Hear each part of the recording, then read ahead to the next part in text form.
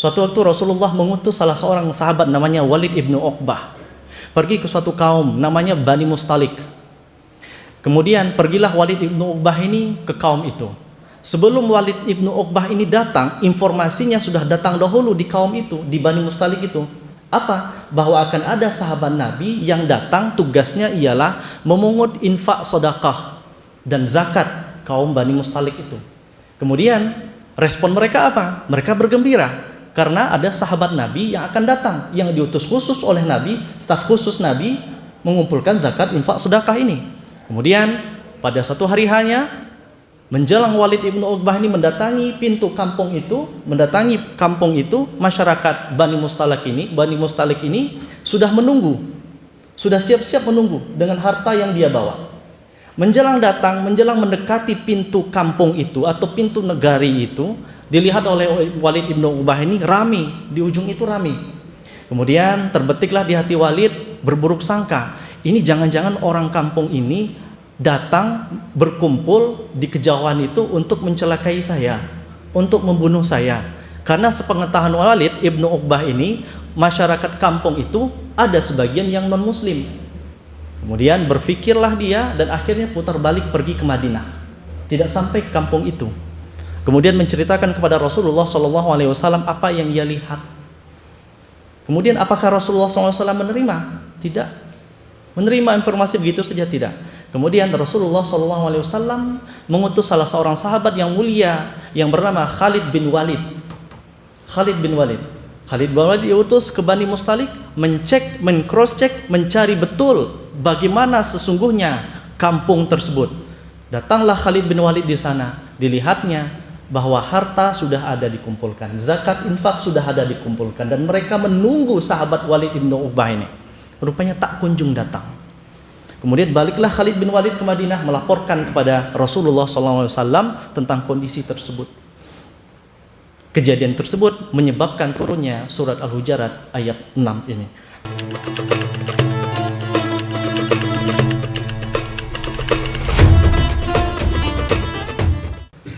Nauzubillahi minasyaitonirrajim. Bismillahirrahmanirrahim.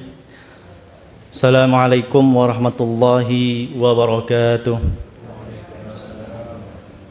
Alhamdulillahirabbil alamin wa bihi nasta'in ala umurid dunya waddin. Wa asyhadu an la ilaha illallah wahdahu la syarikalah wa asyhadu anna Muhammadan abduhu wa rasuluh la nabiyya wa la rasula ba'dah, amma ba'du. Ma'asyiral muslimin rahimani wa rahimakumullah. Bapak-bapak, ibu-ibu, shaimin was shaimat yang dirahmati oleh Allah Subhanahu wa taala. Bersyukur kita kepada Allah Azza wa Jalla karena siang ini, pada hari ini Allah senantiasa mencurah limpahkan berbagai macam nikmatnya kepada kita. Paling tidak ada dua. Pertama, nikmat iman yang menggerakkan hati kita untuk beribadah, mendekatkan diri kepada Allah Subhanahu wa taala. Kemudian yang kedua adalah nikmat kesehatan yang mesti harus kita gunakan semaksimalnya untuk dekat beribadah kepada Allah Subhanahu wa taala. Kemudian salawat dan salam tidak lupa kita minta kepada Allah agar disampaikannya salam rindu kita, salawat kita kepada qudwah kita Nabi Muhammad sallallahu alaihi wasallam.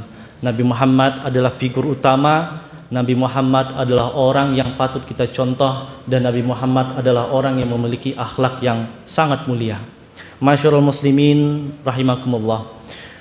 Kita ketahui bahwa sekarang zaman mutakhir, zaman modern. Segala macam informasi sangat mudah kita dapatkan dari media sosial. Teknologi tidak bisa kita bendung. Informasi-informasi sangat mudah kita dapatkan.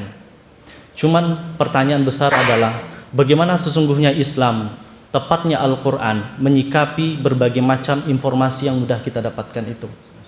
Kita tentunya punya handphone. Di dalam handphone kita ada berbagai macam media sosial. Mudah kita mendapatkan informasi itu. Rupanya Al-Quran, kitab suci yang kita baca itu memiliki tuntunan untuk menyikapi berbagai macam informasi tersebut, yaitu dengan menyebut istilah tabayyun. Hal ini tertera dalam surat Al-Hujurat ayat 6. Apa kata Allah? Na'udzubillahi minasyaitonirrajim. Bismillahirrahmanirrahim. Ya ayyuhallazina amanu in ja'akum fasiqun binaba'in fatabayyanu an tusibu qauman bijahalatin fatusbihu ala ma fa'altum nadimin. Yang artinya ialah, wahai orang-orang yang beriman, kata Allah, jika datang kepadamu orang yang fasik membawa suatu berita kepadamu, maka diwajibkanlah, maka bagi kamu bersungguh-sungguhlah mencari kebenaran terhadap berita itu. Agar apa? Agar kamu tidak mendatangkan musibah kepada suatu kaum tanpa pengetahuan yang menyebabkan kaum itu atas perbuatanmu itu menjadi orang-orang yang menyesal. Di situ ada kata kunci tabayun. Tabayun terhadap informasi-informasi yang didapatkan. Masyarul muslimin rahimani wa rahimakumullah. Jika datang kepadamu orang fasik, fasik ini ada dua. Pertama fasik kafir, kedua adalah fasik fajir. Apa itu fasik kafir? Fasik kafir adalah orang yang benar-benar tidak beriman kepada Allah Subhanahu wa taala, tapi dia membawa informasi, menyampaikan informasi.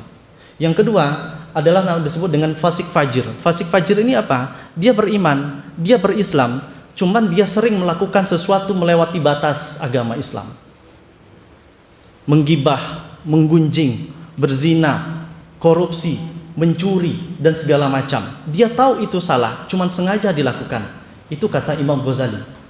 Fasik kafir dan fasik fajir. Apabila ada datang orang menyampaikan informasi dan kita tahu bahwa dia Islam, cuman terkadang dia berbelok daripada Islam, dan dia tahu bahwa itu tidak baik, dan kita tahu bahwa orang itu melakukan sesuatu yang tidak baik, maka informasi yang didapatkan, yang disampaikan dari mereka, wajib bagi diri kita untuk meng-cross check, bertabayun. Nah, dalam tafsir Al-Aisar disebutkan tabayun itu apa? Sederhananya saja, tabayun itu adalah periksa sebelum berbicara, periksa sebelum berbuat, periksa sebelum mengambil tindakan. Periksa, kalau bahasa sekarang adalah cross check, check and recheck. Periksa dengan sungguh-sungguh segala macam informasi yang didapatkan.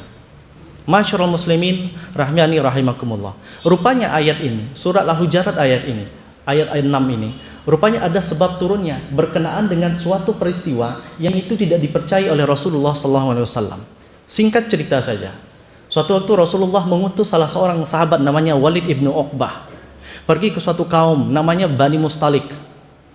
Kemudian pergilah Walid ibnu Uqbah ini ke kaum itu. Sebelum Walid ibnu Uqbah ini datang, informasinya sudah datang dahulu di kaum itu, di Bani Mustalik itu.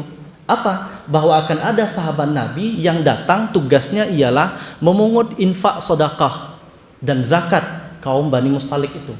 Kemudian respon mereka apa? Mereka bergembira karena ada sahabat Nabi yang akan datang, yang diutus khusus oleh Nabi, staf khusus Nabi mengumpulkan zakat infak sedekah ini.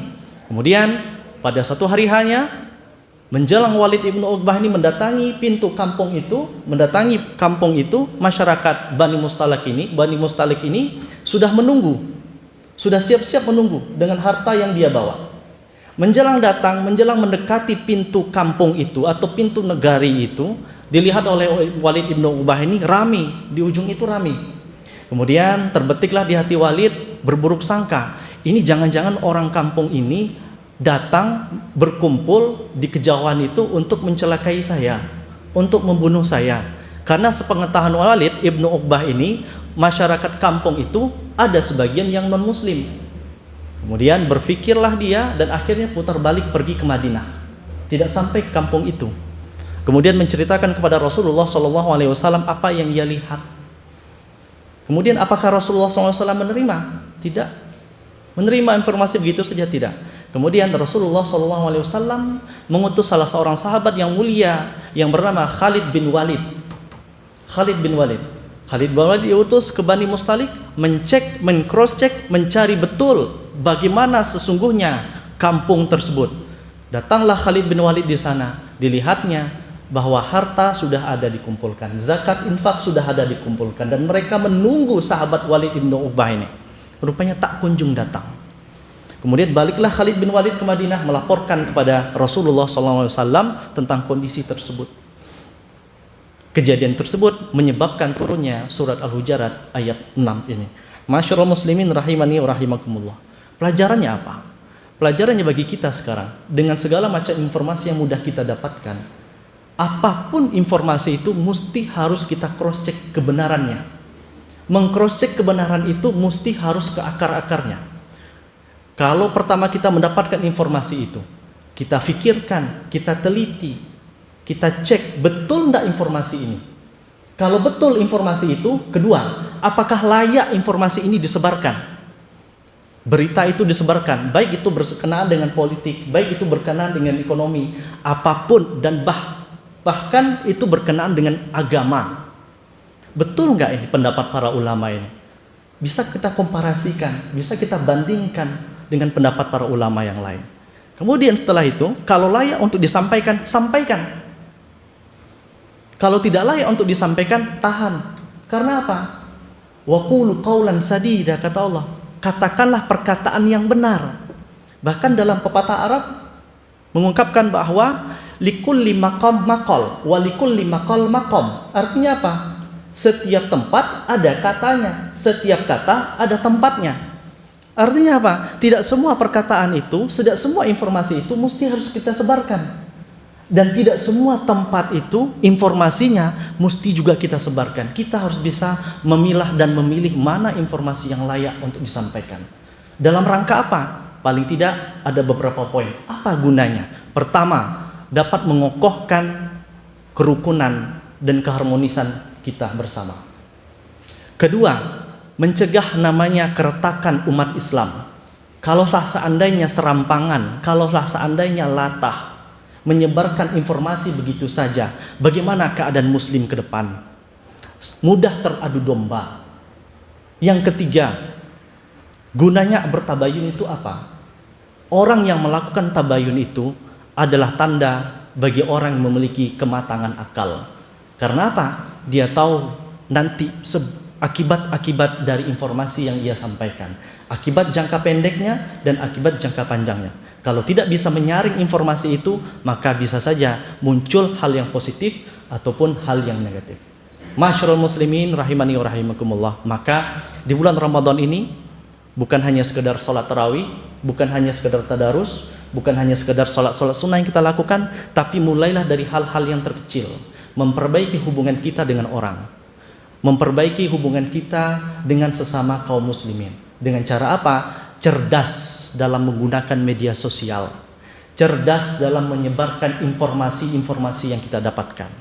Supaya apa? Kokoh hubungan kita dan meningkatkan juga iman dan takwa kita kepada Allah Subhanahu wa taala, dan terakhir itu merupakan bagian dari sunnahnya Nabi Muhammad sallallahu alaihi wasallam. Itu dulu pengajian kita singkat siang hari ini. Semoga kita bisa menjadi hamba-hamba yang terus bertakwa dan mendekatkan diri kepada Allah Subhanahu wa taala.